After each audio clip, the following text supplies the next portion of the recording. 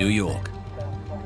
Cops discover the body of Eddie Lino, a captain in the Gambino crime family. Lino was well known to the police as a mob hitman. Lino had recently been connected to the killing of Paul Castellano, an assassination that cleared the way for John Gotti to become head of the Gambino family.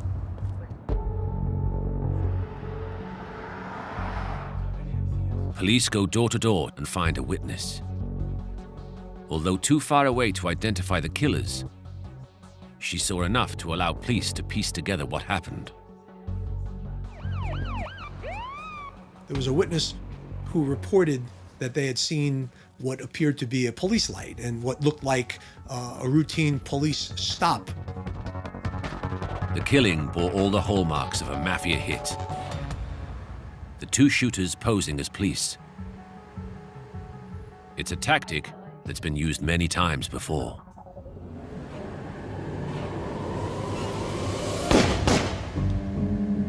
There were many reported events of police impersonation, and it wasn't outside the realm of what organized crime members were capable of, and that is to, brandish shields, to get a car that looked like a police car, to use flashing lights.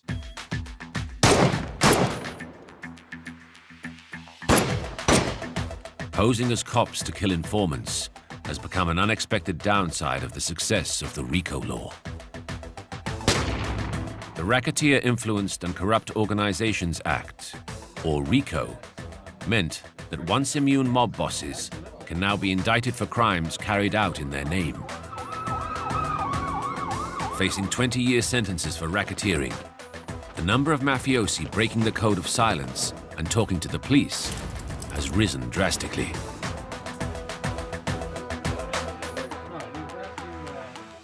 It looked like Lino had been silenced, and with the eyewitness information inconclusive, the case was dropped. Without new information, there was really nothing for the law enforcement authorities investigating to pursue. But it's not only the success of the RICO Act that is being fatally undermined. The NYPD have an uneasy feeling that someone is feeding the names of witnesses to the mob before they can testify.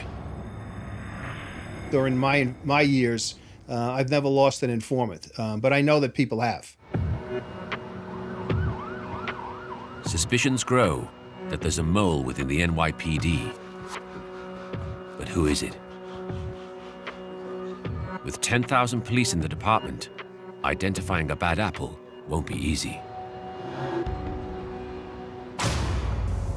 When the police raid the home of mobster Rosario Gambino, they make a breakthrough. Rosario was a heroin trafficker for the notorious Gambino godfather, John Gotti. Rosario Gambino was a made man inside the Gambino crime family. He had real power within that family. He was a man of respect, as they like to call him. Hidden in his house are police documents, copies of classified NYPD reports containing intelligence on the Gambino family. The information could only have been fed to him by someone within the force.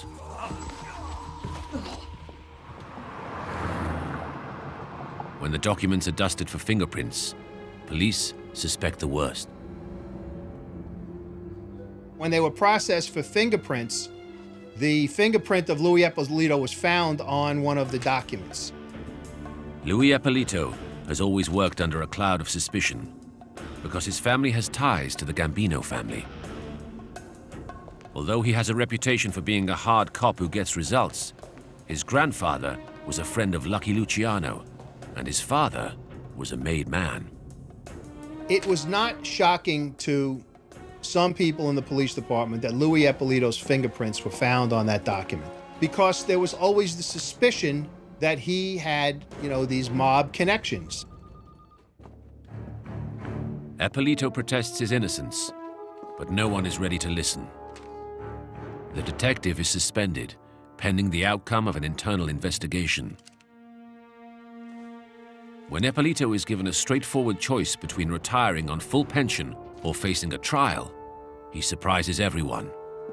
He wants to go to trial, to clear his name in front of a judge. In April 1985, he goes to trial, determined to stop the rumors. He was very, very angry with the police department for bringing the Rosario Gambino case, because in his mind, it proved that they never trusted him. The case rests on the fingerprints. The police claim they can prove that Ippolito handed the documents to the mob. But Ippolito puts forward a simple defense. Ippolito was able to make an argument that he had looked at these documents for a case he was working on and then put them back. There was no way of disproving that. The evidence was insufficient, and he was ultimately cleared of those charges and restored to full duty.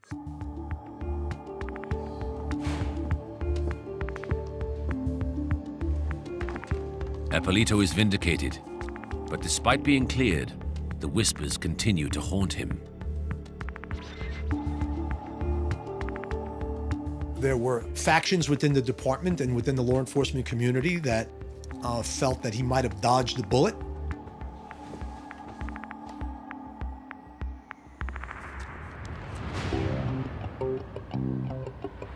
For 10 years, Ippolito lives under a cloud of suspicion. When he eventually retires to a gated community in Las Vegas, he's still angry about his treatment at the hands of fellow cops. He decides it's time to share his story with the world and write a book about being a detective with mob connections. He gives the book the ironic title, Mafia Cop. The book is a hit, and Ippolito gets invited on the talk show circuit. If Ippolito hoped to exorcise his demons, one television appearance will bring them back to haunt him. In Staten Island, a woman called Betty Heidel sits down to watch daytime TV. When she sees Ippolito, it hits her like a sledgehammer.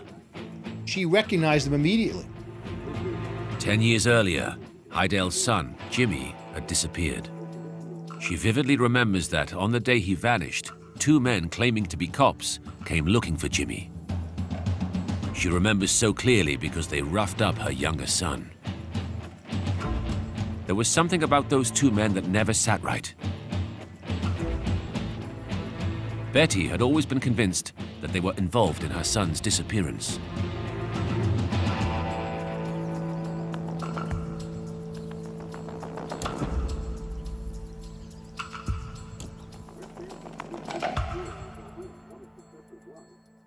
Now, 10 years later, Heidel believes she is looking at one of the men on the television. Heidel heads to the local store in search of Mafia Cop. She went out and purchased the book. And lo and behold, in the book was a photograph of Steve Caracappa, a very close associate of Detective Ippolito's. And she realized quickly that that was the second detective that she had seen outside the house that day. Convinced that Ippolito and Caracappa were the men looking for her son, Heidel goes to the police. She is interviewed by cold case specialist, Detective Tommy Dades, a decorated 20-year veteran of the NYPD. Dades listens closely to Heidel's story. Betty imparted some information to Tommy that she had never told anyone in law enforcement before. And that was on the day that her son Jimmy disappeared, Lou Ippolito and Steve Caracappa were outside her house looking for her son Jimmy. Dades has to be cautious. Heidel is accusing 2 retired cops of involvement in a suspected homicide. But Dades is impressed with the clarity of Betty's memory and her conviction that Ippolito was involved. Something in his gut tells the detective that Heidel is telling the truth. His investigation will lead him to uncover the most shocking abuse of the badge in the history of the NYPD.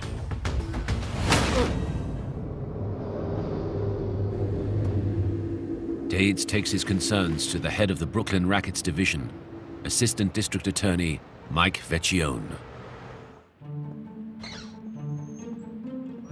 Vecchione listens carefully as Dades outlines the story he got from Betty Heidel. He came to me one morning, as he did many times before, and said, "I think I got something on Eppolito. Are you interested?" I said, "Yeah, tell me about it. What do you have?" And he told me about Betty Heidel, that she called him and said, "You know, there's something that I meant to tell you." And she related to him the incident involving Eppolito and Caracappa on the day that Jimmy Heidel disappears. So he said, "I think that that's enough." He said, "Do you think it's enough to open up an investigation into, Jimmy Heidel's death?" And I said, "Yeah, I do." And that's how we started the investigation. Maybe something was missed in the initial investigation into Heidel's disappearance. So Dades orders the old NYPD and FBI case files. The initial hope was to solve the murder of Jimmy Heidel. But given Jimmy Heidel's connections to the Mafia, the investigation quickly broadens to include other cases that involve the mob. Tommy found out that there were boxes and boxes of material that were kept there as part of all of the investigations that were going on into the mob around that time frame, 10 years before. So we were able to get permission from the head of the organized crime section of the U.S. Attorney's Office to find the ones that he thought would be pertinent to an investigation into Caracappa and Eppolito. And he did. He found, I think it might have been about 10 boxes worth of materials. Joe Ponzi was at the heart of Vecchione's investigation. Once we received all the reports and data, we created a war room in the Brooklyn District Attorney's Office. My curiosity was piqued.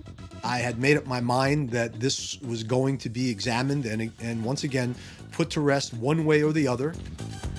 In the hunt for Eppolito's name, they have to cast the net wide.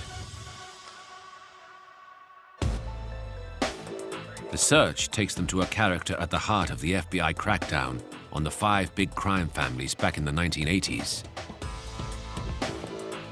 The RICO Act had forced many top mafiosi to break the vow of silence and turn informer. One of them was a brutal underboss of the Lucchese crime family, Anthony Gaspipe Casso. Facing the rest of his life in prison, Casso offered up everything to the feds. He decided to become a government witness. Casso held nothing back, and none of his former associates were safe. The way that the government debriefs people like him is they sit him in a room for days and they go through his entire history. So not only is he giving up himself, he's giving up everybody else who he has ever been involved with. Dades and Ponzi are intrigued to discover that among the many names that Casso gives up are the NYPD cops, Lou Eppolito and Stephen Caracappa. Given Eppolito's court victory and his bleeding heart biography, the investigators are stunned to find Casso connecting him to the Lucchese underboss. I found that incredibly shocking. I struggled with the idea that this could be true. Casso first mentions the 2 cops in connection with the abduction of a man who was handed over to the Mafia. Central to the story was a close associate called Bert Kaplan. Kaplan told Casso that back in the 80s he had a big problem. It was the height of the informant epidemic.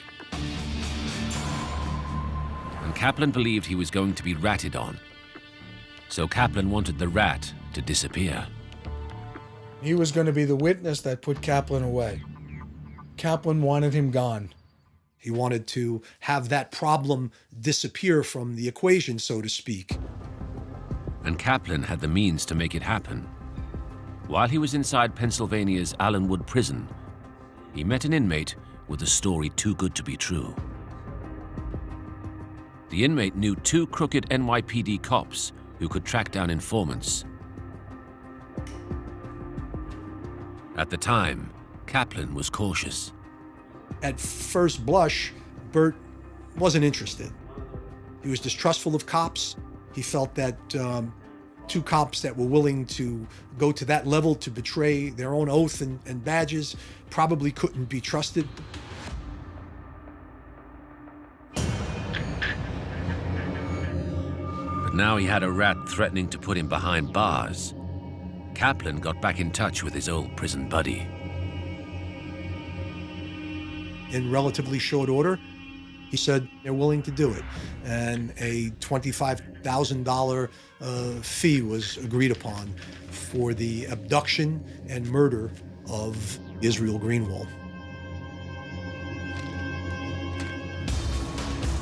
In the transcripts, Casso states that in February 1986, the two cops pulled the rat over. They told him that he was the subject of a hit-and-run investigation, that he had to accompany them back to Brooklyn to stand in a lineup. Greenwald complied, got in the unmarked police car. But the cops didn't drive him to the station. Eppolito and Caracappa drove the man to a Brooklyn garage and handed him over to the mob.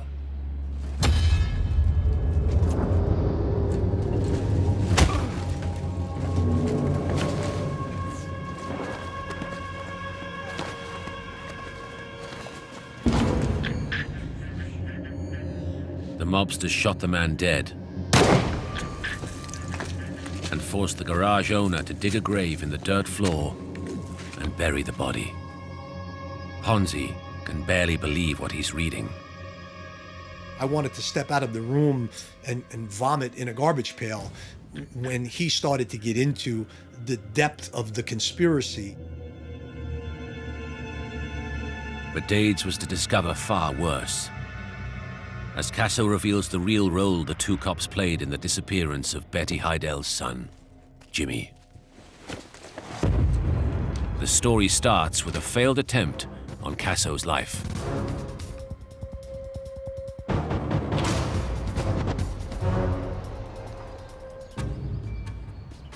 Casso had made an appointment to meet an associate of his for a discussion about some stolen treasury bills, but in fact he had been set up.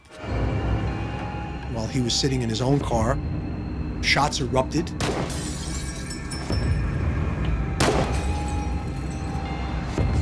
Casso is injured, but manages to escape to a nearby restaurant. Casso, he was out of his mind with rage and anger and was willing to do anything to exact revenge on the individuals who were responsible for that attempt on his life. This time, Casso asks his old prison contact, Bert Kaplan, to contract the police detectives Eppolito and Caracappa to find out who tried to kill him. Kaplan and Casso liked using Eppolito and Caracappa because they were a known, reliable entity in terms of getting what they needed.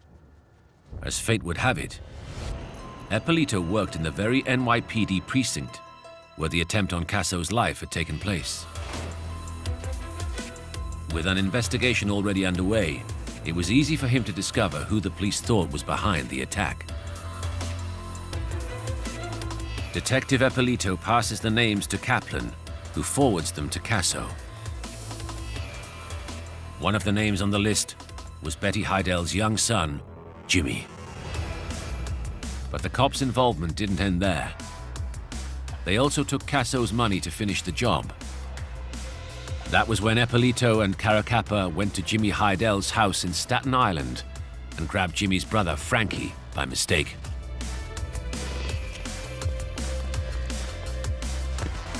When they realized they had the wrong brother, Eppolito and Caracappa let Frankie go, but not before they were seen by Frankie's mother, Betty.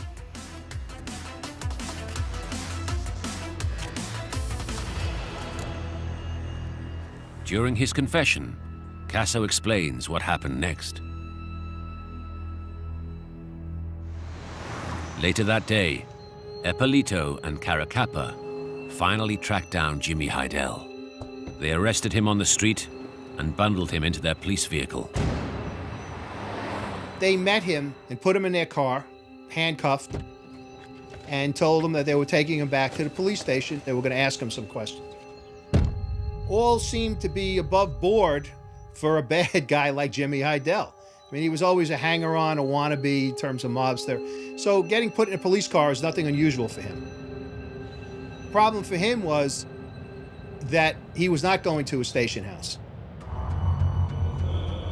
He was taken to a house, tied to a chair in the basement of a house, and tortured.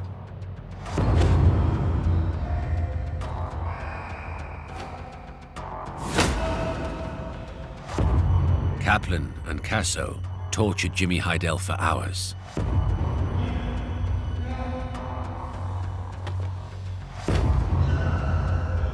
Until the kid gave up the men behind the failed hit on Casso.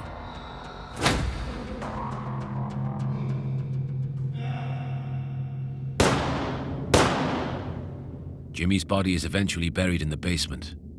Casso has the names of the men who tried to kill him: Nicky Guido and Eddie Lino.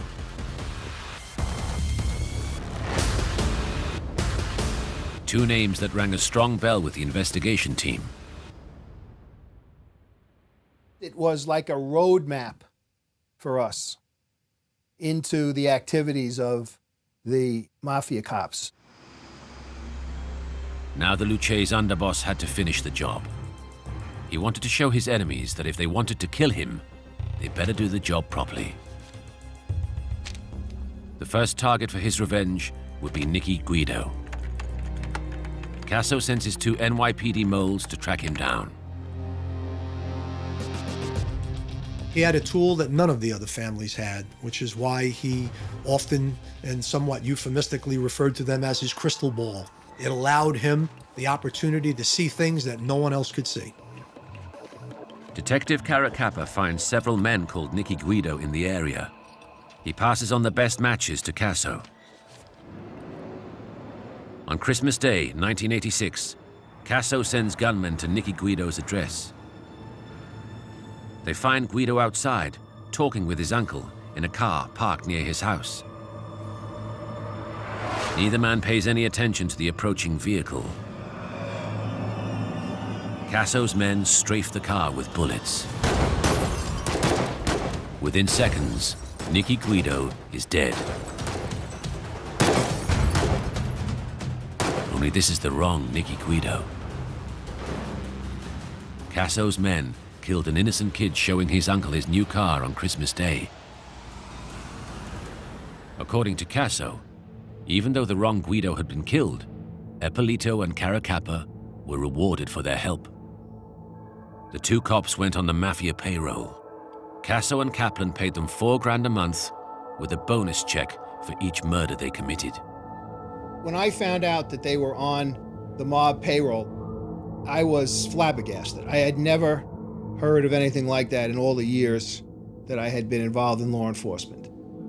The district attorney called it the most serious case of police corruption in the history of the New York City Police Department. Casso's confession is dynamite. The more Vecchione discovers, the more he wonders why the feds didn't act. I was shocked that the FBI didn't bring it to the attention at least of the Internal Affairs Bureau of the police department. A little discreet digging gives them an answer they don't want to hear. The FBI did not take full advantage of the information they got from Gaspipe because he was crazy. Gaspipe Casso made outrageous claims. Some were true, as it turned out, others were not true. He also had something to gain. He was imprisoned for the rest of his life. And the only possibility he ever had of getting out was trading information. And I think the FBI finally decided that you could never put him on the witness stand. the FBI were not happy with Gaspipe as far as his credibility is concerned. So they were not going to base any prosecution on Gaspipe alone. If Casso's word isn't enough, Dades needs something to prove he's telling the truth. Then it hits him. If Caracappa had tracked down Guido, then his search should be logged on the police computer system. When any officer makes a search, it's listed under his tax number. As Dades works through Caracappa's searches, he finds what he's looking for. Hard evidence to back up Casso's confession. I'll never forget the day Tommy came running down to my office and said, "We got him now. We definitely have him." And I said, "What are you talking about? What do you got?" He said, "You see this printout?" And I said, "Yeah." He said, "Look who ran it." I said, "Well, I see is a tax number. Whose tax number is that?" He goes, "It's Caracappa's tax number." Look down the list. Look at the names that he looked for. Caracappa had searched for one Nicky Guido. I was thrilled. That's the first time that we had something other than words. We had now something which tied Caracappa to the murder of an innocent victim. It was that murder, quite frankly, more than any of the others in the case, that really got to me and kind of kept me going and digging, and it affected all of us. And we really wanted to get these guys. Days before an innocent boy is shot dead by the mob, Caracappa had cops search for his address on the police database. But it's still not enough. Eppolito had already escaped one half-baked court case. With so much at stake, they wanted to make sure any future case was absolutely watertight. Dades returns to Casso's confessions to see if there was more. And sure enough, he finds it, and it's horrifying. The rogue cops went from being the mob's delivery men to the executioners. After the failed assassination attempt on Gaspipe Casso, the underboss swore revenge on the men who tried to kill him. He hired Eppolito and Caracappa to hunt down his would-be assassins. After capturing, torturing, then murdering the second of the shooters, Jimmy Heidel, they got the names of two more failed assassins. The first revenge attack led to the death of an innocent young man, Nicky Guido. But although the wrong man was killed, Casso was unrepentant. He wanted the third shooter dead too, a hitman named Eddie Lino. Lino was a close friend of New York crime boss John Gotti, so he was a hard man to get to. Casso turns once again to the corrupt cops, Eppolito and Caracappa.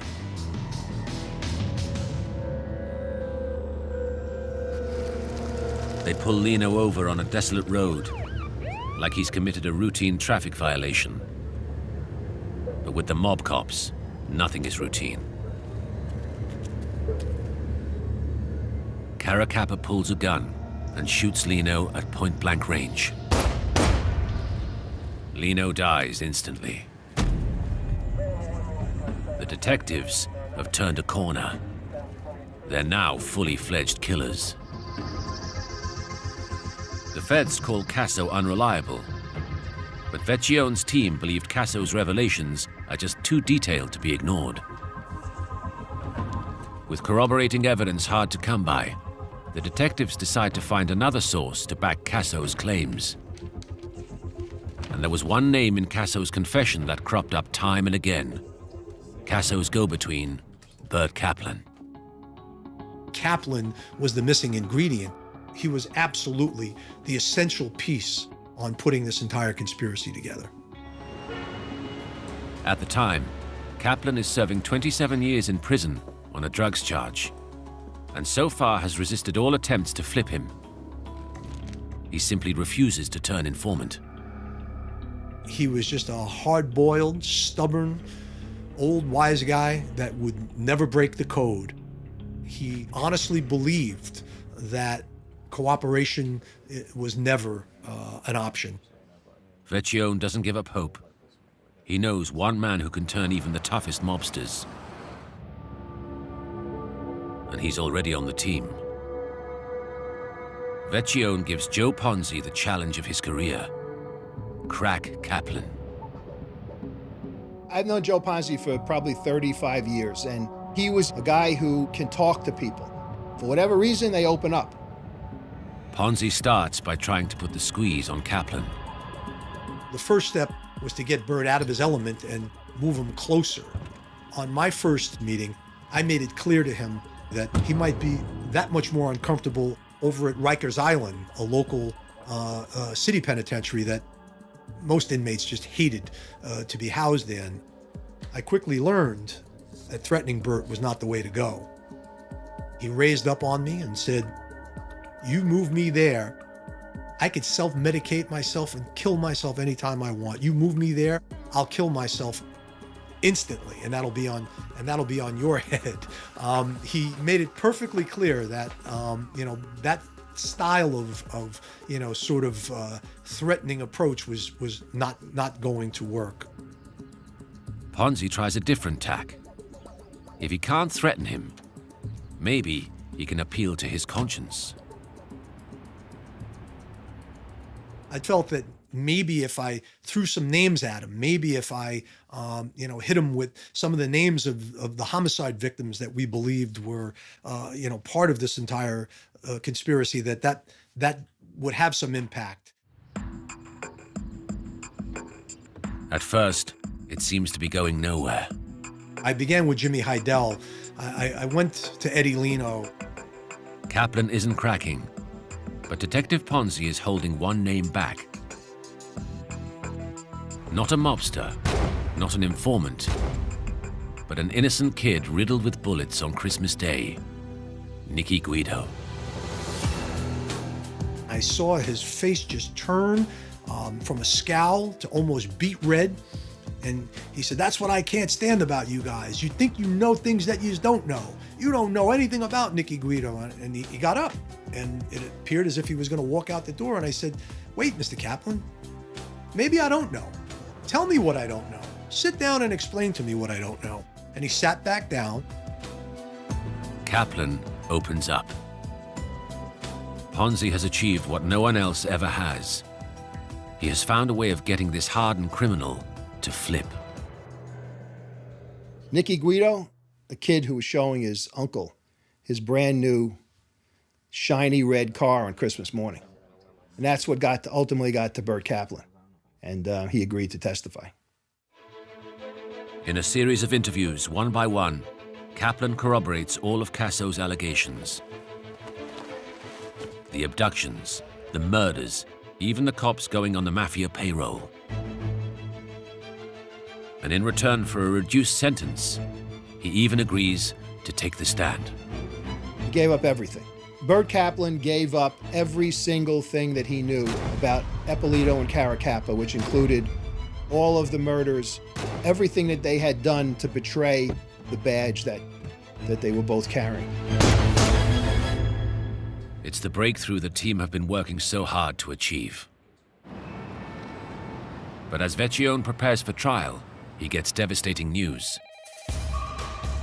Aware of the breakthrough with Kaplan, the feds remind him of a deal he made right at the start of his investigation.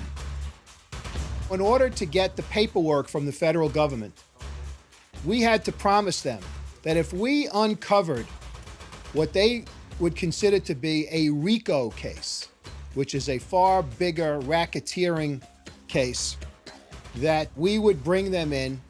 And when they found out that we were making progress, they decided to get their own people involved. Pulling rank, the feds argue that Ippolito and Caracappa have run their own criminal enterprise for decades. If you can establish an enterprise in the present day and then take incidents that happened in the past, meaning these murders, you can put together a RICO case. And that's what they did. Frustratingly for Vecchione, the investigation he's worked on for so long is suddenly taken away from him. It became a completely federal government U.S. attorney show, and we were out. It was as if they cut out a piece of my liver, quite frankly. We had, kind of put our blood, sweat, and tears into this. And now, you get to the finish line and someone says, oh, hold on, you can't cross. We're gonna cross the finish line for you. Well, you feel horrible. You feel horrible. In Las Vegas, the DEA run recon on the 2 retired NYPD detectives, sending an agent to stake out Eppolito and Caracapa's residences. Noting the license plates of every visitor that comes and goes, it doesn't take long to discover that one of the cars parked in Eppolito's drive belongs to a known drug dealer. With this information, the feds devise a sting to finally take Eppolito and Caracapa. An agent posing as a movie producer gets in touch with Eppolito to find out if the retired cop can supply recreational drugs for Hollywood associates heading into Vegas for a good time. Eppolito supplies the drugs.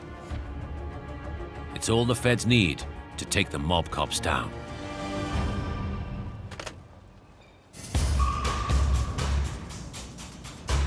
In Las Vegas, March 2005, law enforcement finally have enough evidence to indict Eppolito and Caracapa, and they swoop in.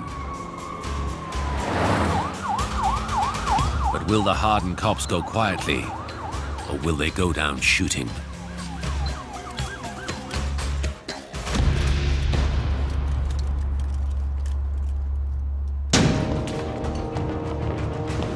Las Vegas police swoop in to arrest the crooked cops.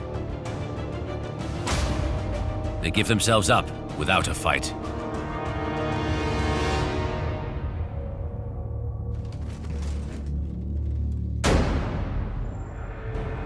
March 2006, when the 2 cops stand trial in New York for kidnapping and murdering for the Mafia, the case causes a sensation. I think it is the biggest corruption scandal in the history of the New York City Police Department. The acts that they performed and the investigations that they compromised and breached in totality makes this, without question, the biggest police corruption case in the history of New York City. Eppolito and Caracapa face a long list of charges, including murder, obstruction of justice, narcotics distribution, and money laundering. It's a long list of crimes, all supported by mob informant Bert Kaplan's critical testimony.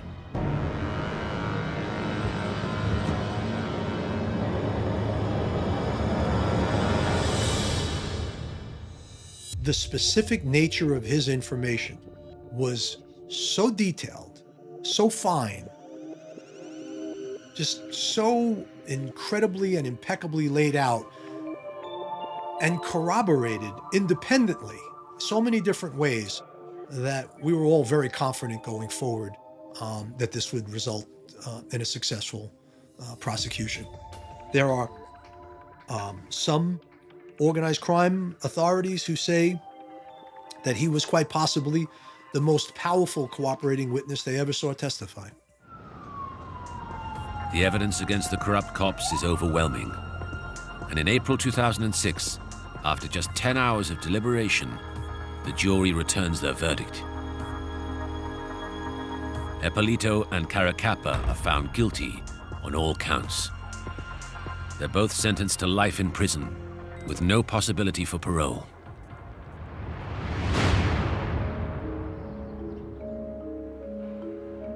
I was elated. I knew that that was the end of the road for them. I kind of exhaled and said, okay, it's finally over. I'm not shy about taking credit for it. If it hadn't been for Tommy, if it hadn't been for me, if it hadn't been for Joe Ponzi, they'd still be walking free today. Eppolito and Caracapa thought they'd gotten away with it. And had they kept a lower profile, they would have gotten away with it. My feelings about Eppolito and Caracappa are that they are akin to the devil, quite frankly. They take a shield for which people put trust and betrayed it. They're akin to Satan. I hate them. I hate them. I don't think that anybody could give you a fair estimate of how much damage these two people did to the NYPD. There's no way of assessing the total amount of damage done.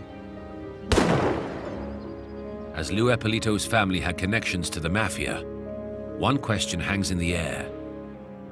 Was Eppolito actually a Mafia sleeper? Did the mob place him in the NYPD? Or was he just a good cop gone bad? Based upon everything that I know about Louis Eppolito, I do not believe that the mob planted him in the New York City Police Department. I think that he had the background of bad guys in his family, and when the opportunity presented itself for him to make money and become a rogue, he took it.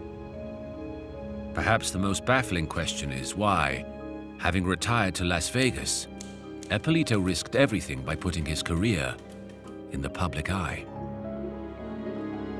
Eppolito really believed he had gotten away with it. There are certain personalities where enough is never enough. He wanted to brag about it. He wanted to be able to telegraph to the world what he had done without anyone knowing what he had done. The mob cop's case remains the most shocking example of police corruption in New York City's history. It's thanks to the courage of Betty Heidel and to the efforts of detectives Dades, Vecchione, and Ponzi that the bad cops finally got the justice they deserved. The ruthless and unrepentant Mafia cops have exhausted all appeals. Eppolito and Caracappa will never be released from federal prison.